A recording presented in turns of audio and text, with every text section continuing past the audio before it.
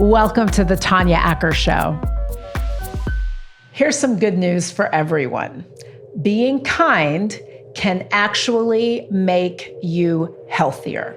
My next guest, Dr. David Cregg, authored a study that demonstrates that being nice to other people can result in health benefits for you, for the person doing the good deeds.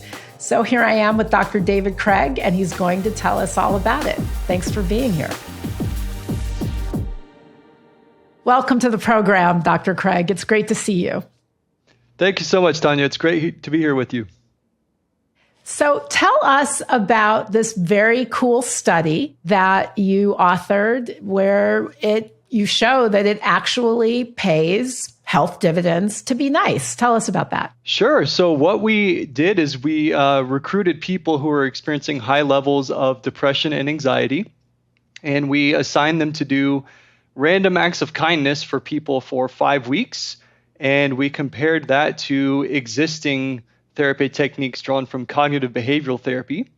And we found that acts of kindness actually led to greater improvements in social connection and depression and anxiety symptoms and life satisfaction and essentially a whole host of different mental well-being benefits. What kinds of acts of kindness? Because as I understand your study, there are some specific types of kind things that can really result in these sorts of benefits.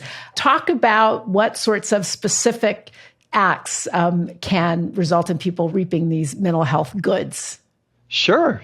So what we told people is they were free to choose any act of kindness, and an act of kindness was defined as an action that benefited another person or made others happy, and that involves some sort of cost to yourself in terms of time or other resources. In other words, there's this sort of self-sacrificial component to it. And we gave people examples of different categories of kind actions they could do. So they could do things like volunteering in their community through a nonprofit or like a faith organization. It could be something like emotional support, like sending a text of encouragement to someone going through a hard time. It could also be things like helping to run errands for someone, going out and getting groceries for someone or giving a ride to the airport for a friend or a colleague. But for the most part, people in our study did really small, sustainable acts of kindness. So these weren't big, grandiose things. They were just little things that would come up over the course of your day. But we found those little actions throughout the course of your day really added up over time to make a big difference. What kinds of little things were people doing? Could be anything from baking cookies for colleagues to even something as small as holding the door open for someone. I know I'm from Texas, and that's sort of an expectation in Texas, but kids still make someone's day, just really little small things like that.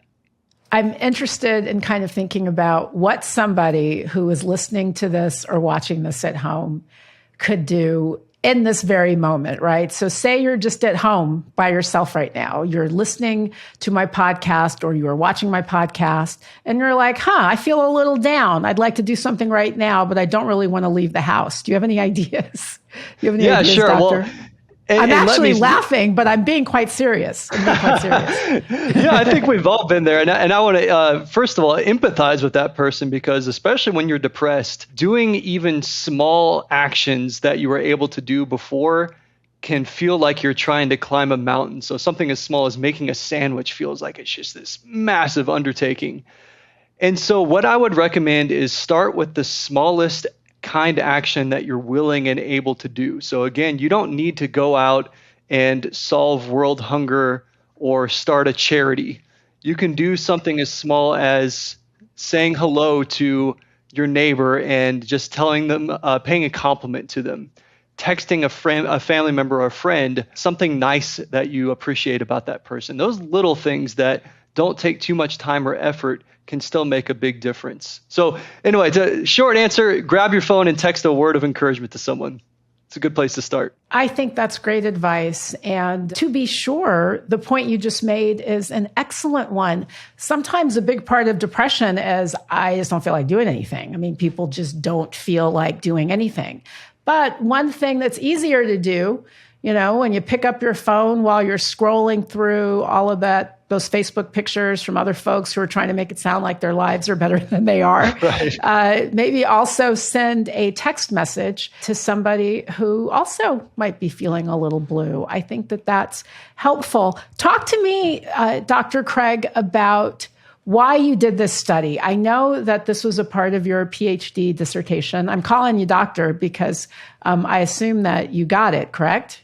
Yes. Yay! Absolutely, yeah. As my friend who's also a PhD likes to joke, I'm a doctor, but not the kind that can do you any good. So don't ask me to do CPR on you or anything like that.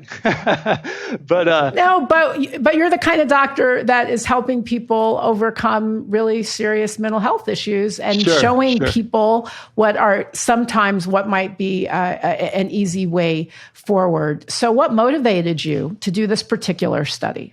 I was really sitting down and just reading broadly in the literature of what am I going to do my dissertation on. Many people who go through a PhD program go through this phase of what in the world am I going to study? And I really wanted to do something that would promote flourishing in life. And so I started to look at the literature of what is the number one ingredient that seems to promote flourishing. And what I kept coming across over and over and over again is this finding that it's really social connection that is perhaps the number one ingredient in life for flourishing and well-being.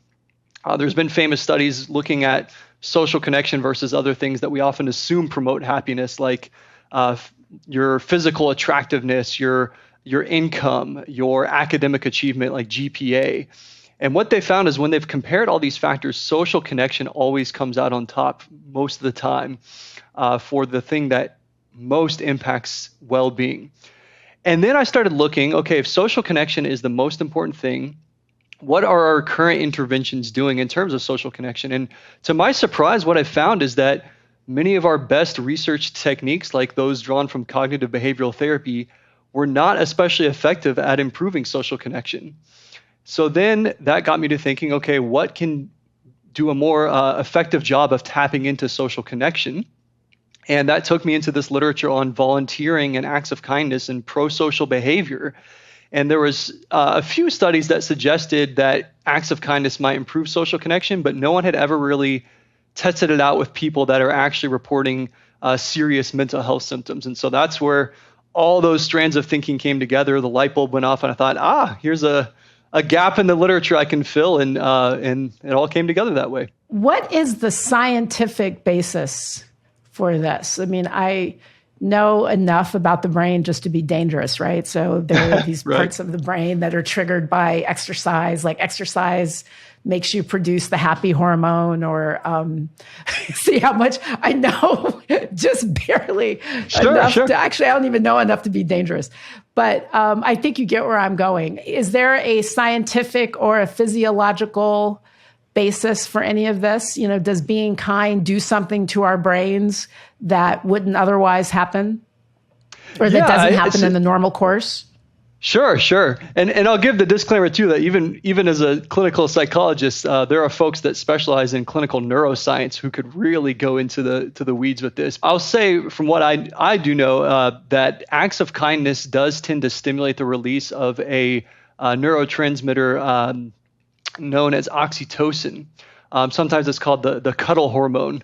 And it's essentially what gets released when there is a social bond being formed between people. And it's kind of associated with this kind of warm, euphoric feeling of having intimacy with another person. And so doing kind actions, I know, has been known to release that hormone of oxytocin. At a more psychological level, there's a famous theory of well-being known as self-determination theory by Ryan and Deci, who are two psychologists. And essentially the theory states that human beings have three fundamental psychological needs. That's autonomy, the freedom to choose our own actions; competence, or the sense that people are good at something; and relatedness. In other words, feeling like you have a sense of connection or belonging to other people. And part of why I think acts of kindness is so powerful is that it seems to tap into all three of those. So you have the autonomy piece. I'm freely choosing to do this kind action for you. It's not something I'm being compelled to do because of a work obligation or something like that. You have the competence piece where when I do something kind for you, I actually start to see the difference it's making in your life. And I have that agency, the ability to make a change in other people's lives. And then, of course, you have the relatedness piece, which is I'm connecting with you because I'm doing something for you that's a little bit out of the norm. And it is a really kind of warm, intimate experience in that sense. It's interesting when you mention those three essential pillars, because when you hear people who talk about struggling with depression or anxiety, it tends to be one, two, or all of them that are missing, right? Like people feel isolated. People don't feel good about themselves and they don't feel in control. So doing these acts of kindness, being kind in the way that you're describing is a way to activate all of them.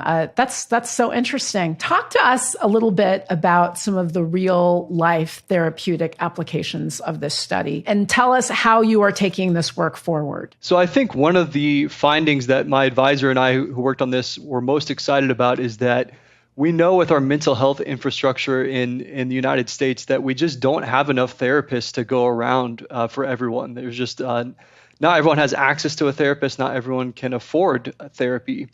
And so in this study, all three conditions that we tested were largely self-driven. People did them on their own without having to meet with a therapist. And so what we're excited to see is that something as small as acts of kindness on a daily basis can still add up to have a huge impact, even if you're not able to get in to see a therapist. And so I'm hoping people take that message to heart.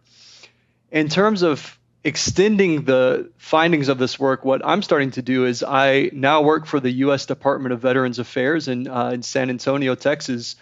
And we've started some pilot projects where we're adapting the findings of this study into a group for veterans with serious conditions like schizophrenia and bipolar disorder, where social disconnection, feeling cut off from your communities, is one of the most prominent features of those conditions. They can be very isolating experiences. And so we're starting to recruit veterans with these conditions and encouraging them to do acts of kindness and volunteer in their communities. We're still collecting data, so we can't speak to the findings yet, but we're starting to get some really positive feedback from the participants saying that this was something very different from what they've done before, and they feel much more connected with people in their communities and their lives. I mean, it seems like there's no downside, frankly. Like there's very little downside to doing a little something nice. And based on your work, there's upside. There's real world tangible upside. Dr. David Cregg, also thank you, by the way. Thank you, and thank those men and women with whom you work at the VA. Thank them for their service. And thank you for being here. This was really fascinating. I mean, I think sometimes it's good to be reminded that it's a good thing to do nice things. It actually, it reaps dividends. It pays dividends. Dr. David Cregg, thank you again for being here. Your study is fascinating, and I think that reminds us all to keep trying to pay it forward. Thank you so much, Tanya. I appreciate your interest in our work, and I love this discussion, and it was great to be here with you.